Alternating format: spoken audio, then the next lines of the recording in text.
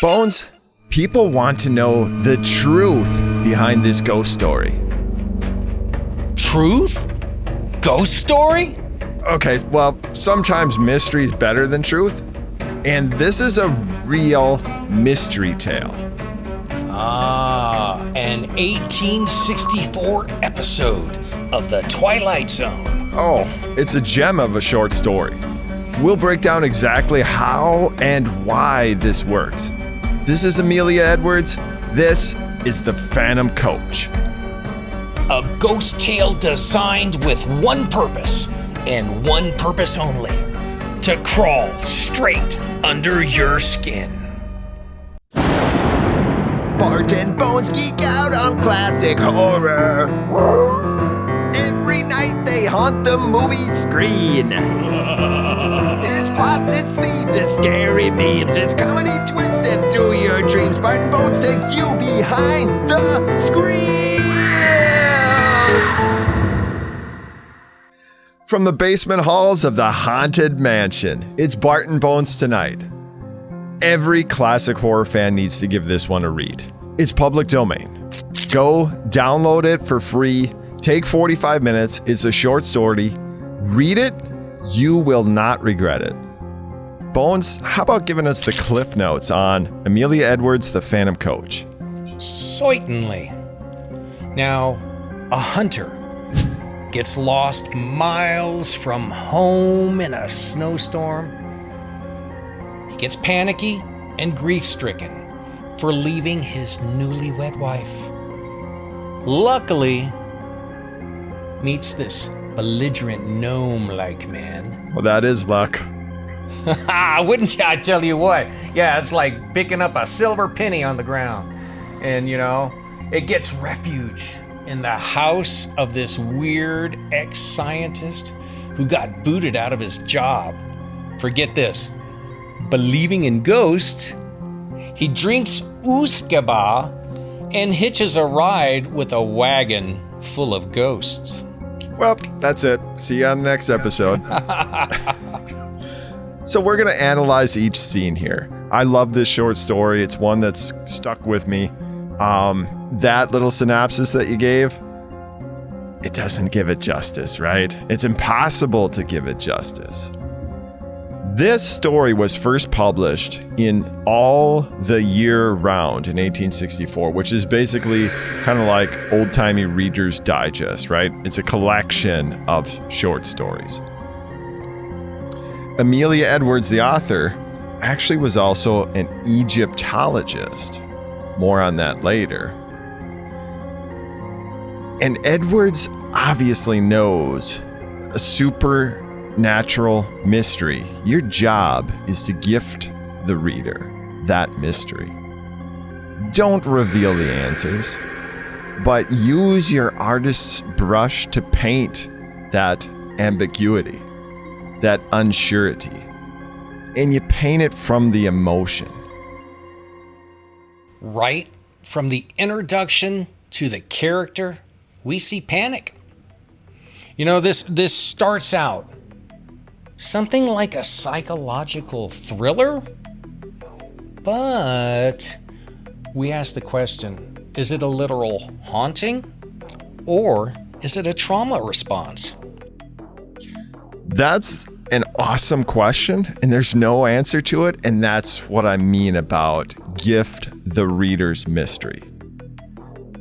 Let's kick in and read a quotation from the beginning passages of The Phantom Coach. I'll take this first one here, Bones. As for me, my prospects darkened with the darkening sky, and my heart grew heavy as I thought of how my young wife was already watching for me through the window of our little inn parlor, and thought of all the sufferings in store for her throughout this weary night. How hard to die just now, when life lay all so bright before me.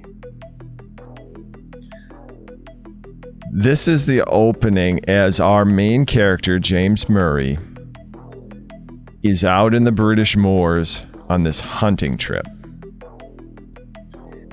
is this where emotion already starts to override the senses? Because I hear panic in this.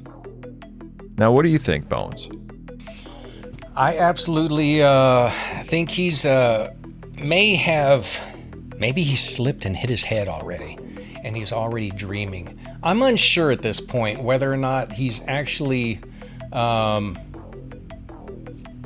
starting to be just lost in this panic and this fear, just like jumping back and forth, trying to, like, where am I? I know I was over here the last time I was over here. Where are my footprints? Looking for any type of markers. Yeah, I think the guys, and as he's freaking out, and as the light goes away and it gets darker and it's colder. Yeah, that's turning into a real dangerous situation, and I think he understands that it's not a good spot to be in, and is poor. Well, and to me, and this is why I go back to the quality of the mystery writing here. On your second read through, your second time through the story, I think then that's when you start to go back and think about, like, is this panic-induced thinking, the events that are gonna follow after this? Your first read through, you're getting that. You're getting the sympathy of the character. You're in that spot. You're out there on those moors. You're trying to find your way home. And your second read through, you're thinking, is panic overriding this guy's senses? And as we walk through here, if folks that are listening have never read this, you're going to get the sense. So, Bones, tell us about the next sequence in the plot, which is meeting Jacob, the belligerent gnome. It's always handy to meet a belligerent gnome out in the moors. Oh, isn't it though? I mean, it's like, what else would be out there? The first character we meet is really weird. He's right off the bat, right? Right off the bat. Indeed. So, the reading is like this.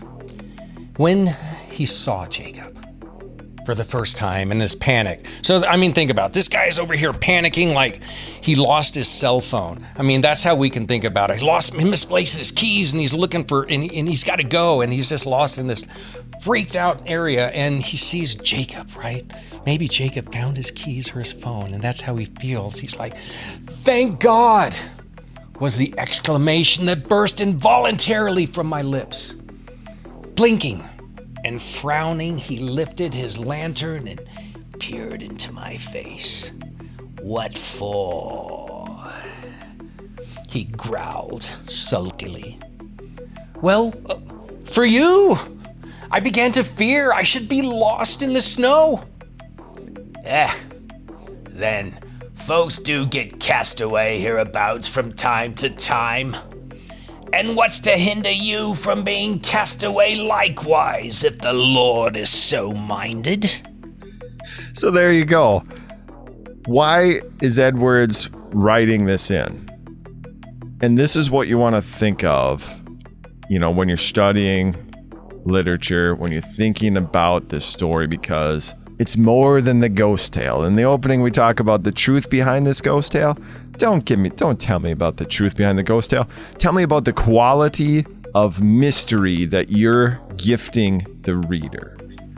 Exactly, and it's right here, right in front of us. And it's right in front of us. So this guy meets this character out in the moors, Jacob, and it's not a moment of, oh, yep, story's over, okay, whew, now I'm saved. The tension keeps going, we preserve the mystery, and it gets weirder. Like, what's up with this guy? Boy, does it get weirder. And Bones, what do you think? Is this a moment for you? Is Jacob really here? Obviously, on your first read through, you're entertaining all of these concepts. On your second read through,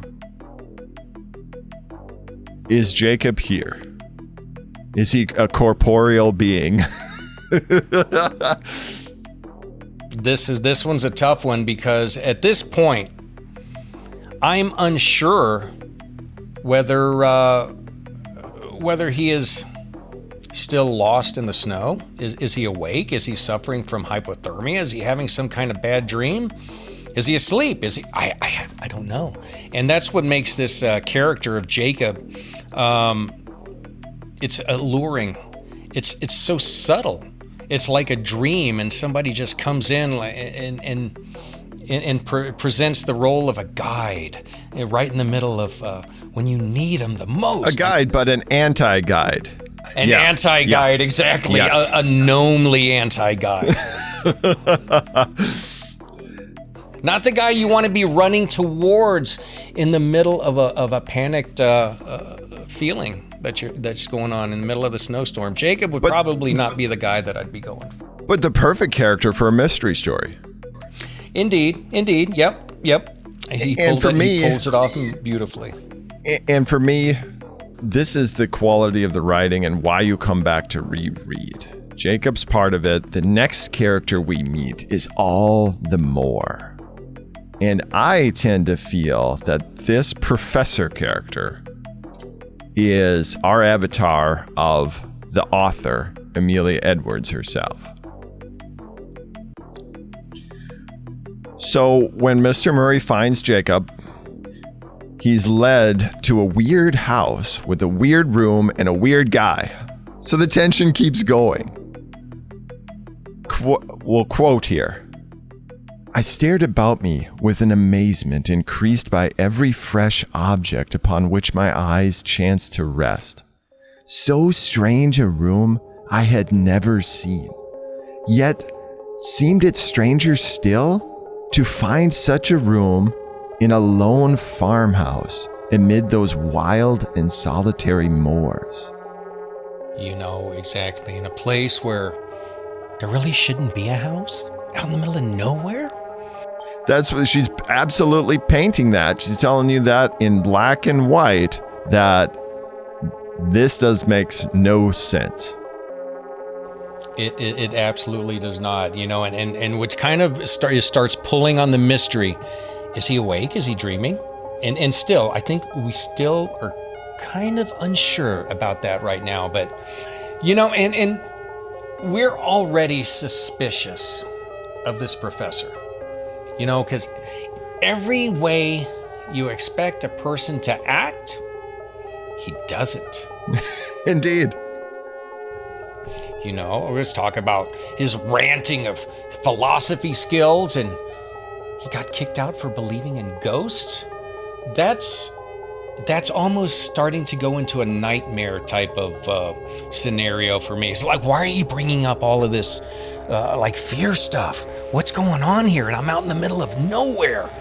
What's going on, Professor? What are you trying to do here? Yeah, the professor turns down like every nicety, like every common courtesy of thank you, let's shake hands, whatever. Like he totally shies away from everything. But he opens up like a social butterfly when it comes for the time for him to lay out this rant of, oh, I was 20 years ago, I was kicked out of philosophy and and it's because of nobody entertained ghosts and stuff like this. It's a whole bunch of unresolved resentments there, Professor. It's what it sounds like to me. And it's just this beautiful picture of the Twilight Zone. The absurd and is this real? That's the painting, the picture that Edwards is weaving with words here. Jacob starts out, he's odd character. Come to the professor, we're upping that ante of really odd, really out of place. Listen to that quote we talked about. It's the strangest room our character Murray has ever seen. But even stranger than that is, why is there this house in the middle of nowhere? This person I'm talking to should not exist. He should not exist even in this crazy room. Oof. Indeed. Let's get a little bit more of a picture of this character, this enigmatic character of the professor. And I quote, his head was singularly fine, but it was more the head of a poet than of a philosopher. Broad in the temples, prominent over the eyes, and clothed with a rough profusion of perfectly white hair. It had all the ideality and much of the ruggedness that characterizes the head of Louis van Beethoven. So here Edwards describing to you that this guy has this balance of more of a poet than a philosopher, more interested with the subjective than the objective, more of an artist than a scientist, which is really cool because, Bones, you read a little bit up on Edwards' background. And this is where I pose this idea of, is this character of the professor Edwards? Tell us about some of her Egyptologist background. Very interesting information that I found when I was doing a little bit of research. I wanted to find out a little bit more of her background, and I found that she was, that she traveled to Egypt. She knew a lot about alchemy and these chemicals, different potions, things like that, which made me think, yes, you're right with this being like a mirror, an image, a reflection of her inside this, still angry over things that happened 20 years ago, because she was also isolated, much like this character, the professor. 1864 is a very different time. Indeed it was. So yes, Amelia Edwards had a little bit of a mystery there she studied those types of things and was isolated in her own life. Yeah, and that's the Egyptologist thing is interesting to me because I kind of feel what gets born out of there is that similar thing, that similar balance of that poet to the philosopher, of that using the science, discerning what this culture was ages and ages ago, and yet appreciating the culture for what it is. It's that balance of looking at the mythology, right, that made up that culture, and having that appreciation for that mythology, but being able to use the disciplines of science to really uncover as accurate as possible information regarding those clues. And there's that balance of that truth versus mystery. Well, yeah, what's more fun at the end of the day? You know, this man, the professor, knows truth by nature, by trade, but he's an artist, maybe more naturally, or maybe by choice.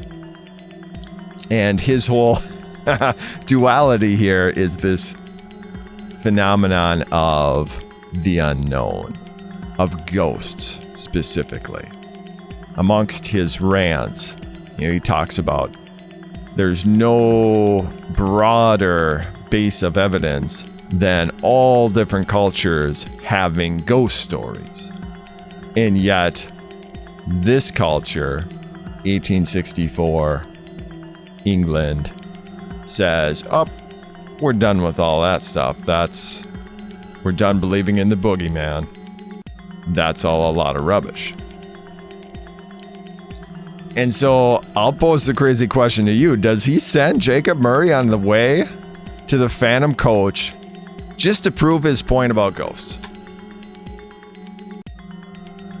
I don't know. It could be a distraction.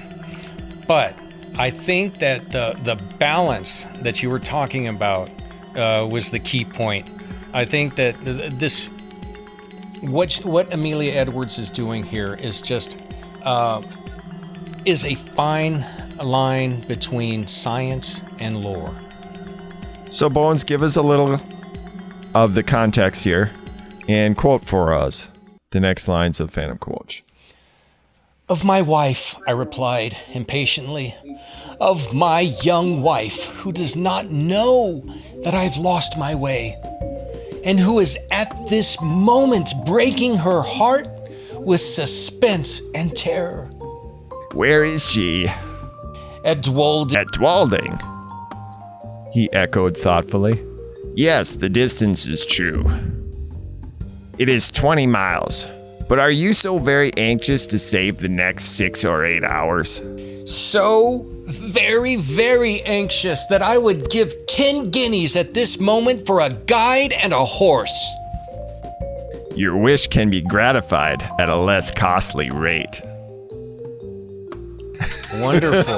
What a deal. So he already knows here, like he already has something in his mind.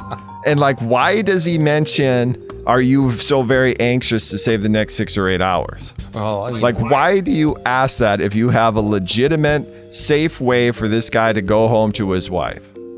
It's like, okay, you have to be super anxious. Otherwise, I'm not going to, advise this to you because it's deadly, it's dangerous, whatever. He doesn't mention any of that stuff. He's like, he's just like probing, right? Let's find out if this guy's willing to go on this crazy ghost ride to insanity. Yeah. And if you're anxious enough and if you're panic stricken enough, then okay, I'll throw you off of that cliff of insanity. He's like saying, put up or shut up, buddy. It's like you're feeling And that's all why nervous. this sentence, I love the crafting of this sentence. When he says, yes, the distance, it is true, it is 20 miles, but are you so very anxious to save the next 6 or 8 hours? And of course our guy anxious. Oh yeah, so anxious. I would give anything I've got for a guide and a horse, get back to my wife. And then the answer is just like this coy, smug, your wish can be gratified at a less costly rate. Take It's like, guineas. Maybe 2 guineas. Why would you write something that way? Because you're writing this great mystery story. And because you're laying these seeds of, this isn't a ghost tale. This is a mystery story that you can ponder over and look and weigh out for the fun of it in your mind of, why did he say this? Was he sending this guy specifically knowingly about there's a ghost phantom coach thing? Like he maybe knows this urban legend and he's gonna send this guy to the phantom coach. I think at this point, this kind of turns, for me, pivots into a little bit of the love story and the regret that Mr. Murray is feeling between himself and his wife, and maybe the decisions that led him to be separated from her. He's having this longing. I want to be back with her, but does Mr. Murray really even know what he wants? He wants to hunt grouse. He wants to do all these different things, but he wants to also to have a pining for his wife. Well, yeah, I mean, he's blinded by those emotions, right? By like that strong emotion of, oh crap, I got myself lost while hunting. Why did I do this? What I care about coming out here to do this hunting stuff pales into comparison to what I have at home. And here I've got myself in this pickle, and now I will pay anything. Quote, I would give 10 guineas at this moment for a guide and a horse. That's the situation. And it's probably because of this strong emotional urge, because of this emotionally motivated thinking. This is where this is where the emotions take over, and that guilt and that remorse. And right after this, we come to the turning point. This point in the story where it is that summit, that knife's edge of, is this ghost tale urban legend, or is this psychological thriller, dreamscape, who knows what's really happening? And there's an interesting moment of a character change here with the professor.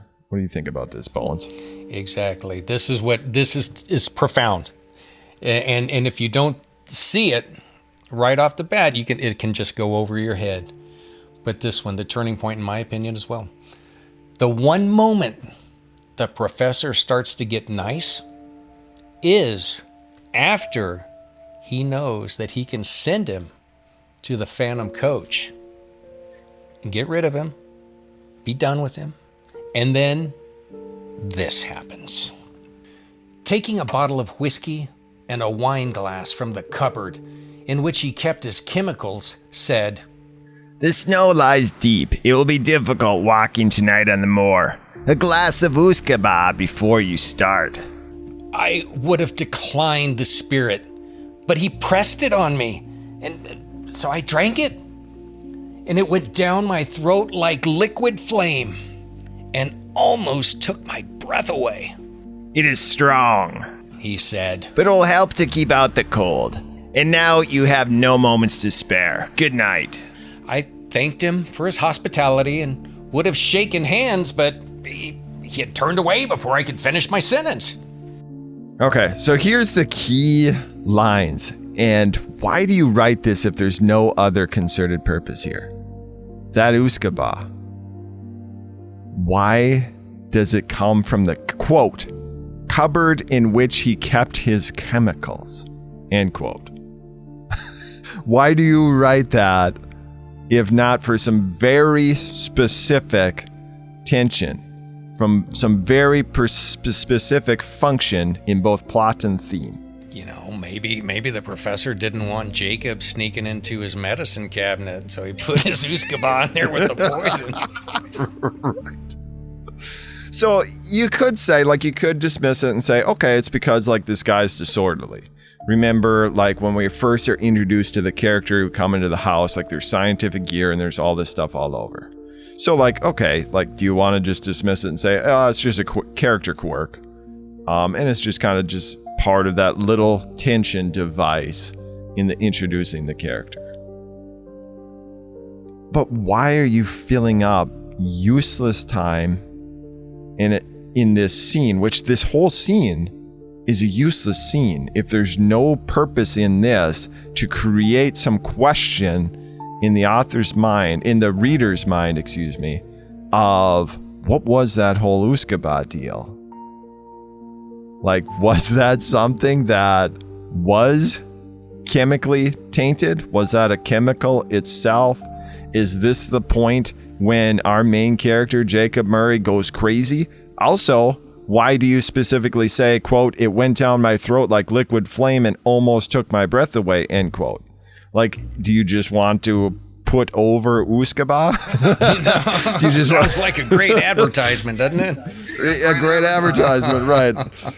So there's no point to say this stuff. There's no point to say that it came from the chemical shelf, and there's no point to say that it tasted like liquid fire if you're not installing a suspense device, if this isn't a plant for the ending of the story.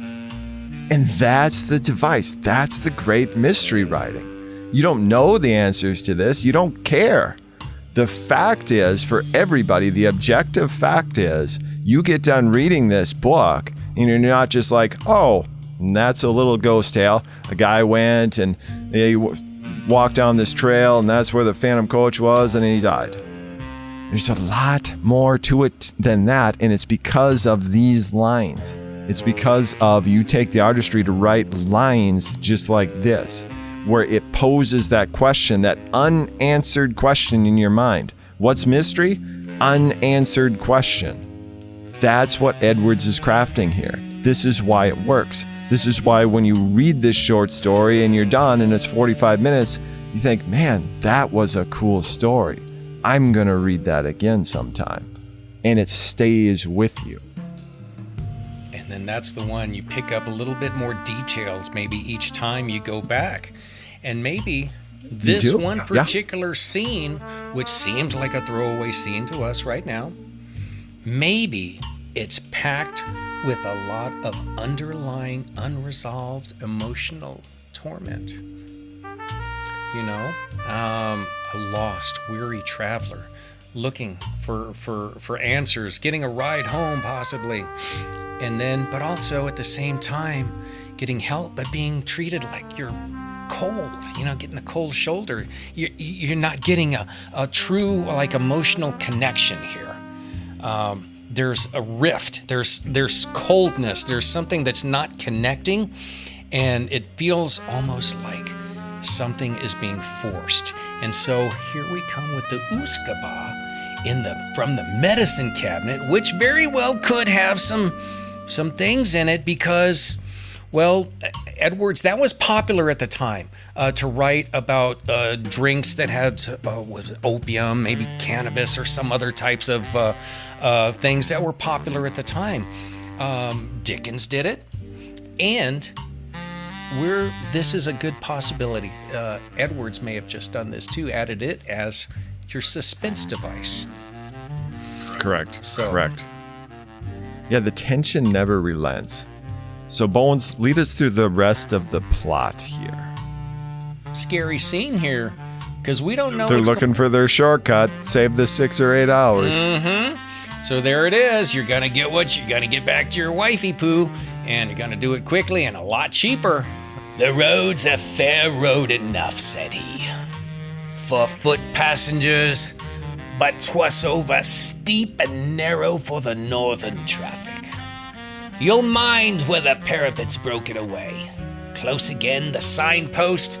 It's never been mended since the accident. What accident?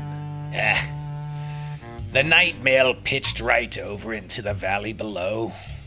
A good 50 feet and more. Just at the worst bit o' the road in the whole county.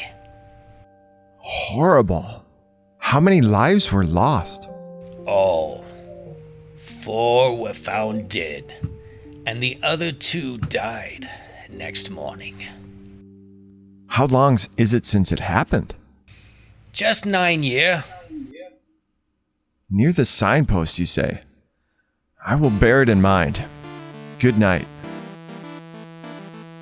There's your urban legend side. The so-called literal side, the truth behind the ghost story side.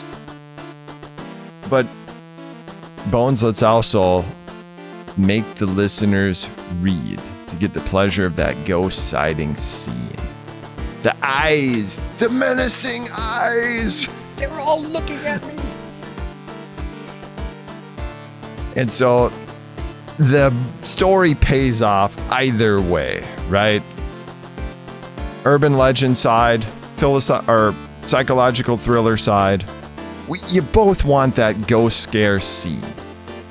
So Bones, give us a reading of that very moment when our pal James Murray sees that coach coming and he's inside there, and the ending of the novel. A shriek of terror, a wild, unintelligible cry for help and mercy burst from my lips as I flung myself against the door and strove in vain to open it. In that single instant, brief and vivid as a landscape beheld in the flash of summer lightning, I saw the moon shining down over a rift of stormy cloud. The ghastly signpost rearing its warning finger by the wayside, the broken parapet, the plunging horses, the black gulf below. Then, the coach reeled like a ship at sea. Then came a mighty crash, a sense of crushing pain, and then darkness. Okay, so this kind of closes this idea of, is there truth in this ghost story? Is this an urban legend tale? Or is this a psychological thriller that we can go back and say, did this happen? Did this not happen? I'll read the ending lines of the novel here, of the short story. It seemed as if years had been gone by when I awoke one morning from a deep sleep and found my wife watching by my bedside. I will pass over the scene that ensued and give you, in half a dozen words, the tale she told me with tears of thanksgiving. I had fallen over a precipice, close against the junction of the old coach road and the new, and had only been saved from certain death by lighting upon a deep snowdrift that had accumulated at the foot of the rock beneath. In this snowdrift, I was discovered at daybreak by a couple of shepherds who carried me to the nearest shelter and brought a surgeon to my aid. The surgeon found me in a state of raving delirium, with a broken arm and a compound fracture of the skull. The letters in my pocketbook showed my name and address. My wife was summoned to nurse me, and thanks to youth and a fine constitution, I came out of danger at last. The place of my fall, I need scarcely say, was precisely at which a frightful accident had happened to the North Mail 9 years before. I never told my wife the fearful events which I have just related to you. I told the surgeon who attended me, but he treated the whole adventure as a mere dream born of the fever in my brain. That's the last sentence of the story.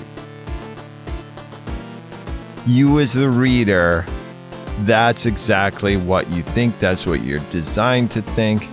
This juxtaposition of, was it fever of the brain? If so, what was the moment that it happened? What is this urban legend? Look at the line of, I don't have to tell you, the location where I was found, it was right where the accident was. And evidently of him saying that, that is an objectively confirmed accident and location. Okay, because this is after the fever brain moment. So that's the mystery of the story. That's where you lead two plots along.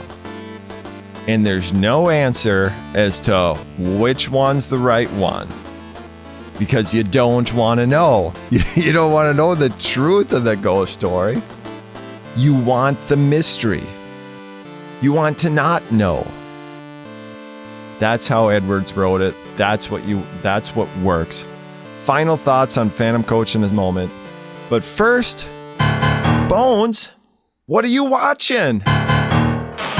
Rise from the shadows, ready for fright. Hey, what you watching? Classic horror tonight. Woo! Gargoyles is a 1972 CBS made-for-TV movie with football player Bernie Casey. Crazy costumes, a crazier story, and an underappreciated opening. Yeah, that's a fun one. That opening that you mentioned is really good. For me, like when I watch this thing, like you think, wow, if you're just watching the first part and you haven't got to the latter part yet, you're thinking, wow, like how is this a made-for-TV movie? This is actually really good. I mean, sure, you can kind of see in the production quality and stuff, but you're thinking like, wow, I'm thinking, wow, like this is actually really cool. I love it where they travel out to go see this old guy that's got these bones, these weird skeleton. And he does the big reveal, and the guy that's going out to look, because they're gonna pair together to write a book about this, right? Uncover this great mystery of this creature. And the guy looks at it and says, haha, like, wow, that's a good job of taxidermy, but it's silly. And then the old man says, no, you gotta listen. This is a real deal. You gotta listen. And he tells them the story. And it's like one of the coolest tellings of a ghost story in a film. The guy is like so like scared and anxious to tell this story that he just bumbles through it. And then while he's doing it, all of a sudden the building starts shaking down and the gargoyles are coming through the roof, like pulling the metal roof off. Is awesome. Up to that point, it's an awesome movie. And then it just totally goes downhill. The costume's too goofy. The acting is too goofy. The story, it just, nothing really great from there. But watch it if nothing else for that opening and see what you all think. Classic horror. So that's the staying power of Phantom Coach. It was written with concerted purpose, obviously, for two endings, equally viable. Is it this great ghost tale, this urban legend, or is this the psychological horror that, did this really happen? Is this a dreamscape? Is this an 1864 episode of The Twilight Zone? A manifestation of the mind? And there's your artistry. That's how you write mystery. And credit to Edwards and this character that she created of the professor, which could be sort of an avatar of the author, there's that balance of the truth and mystery, of the poet and the philosopher. Give me a urban legend ghost story of quality. Give me a mystery of you don't know what this is, and you can have a lot of fun in your mind speculating about it. What we got on tap for next week, Bones? Next time on Bart Bones Tonight. In the 19th century, sightings abounded of ghostly flames dancing over remote wetlands. Wouldn't it be something to see that? You know, there are so many legends of Ignis Fatuus. Jack-o'-lantern.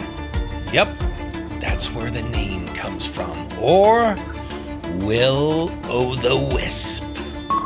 It inspired Stoker's Blue Flames and Tolkien's Lights in the Dead Marshes, yet sightings have diminished, and you almost never hear of this today. Yet scientists think there may really be something to this, and there is new research coming forward, and we'll detail it all as we discover Will-o'-the-Wisp. You're tuned in to Bart Bones. For more of this and other classic horror content, visit infeedvideo.com. And don't forget to subscribe on Patreon to support the show, where it's plots, it's themes, it's scary memes. Bart Bones take you behind the screams.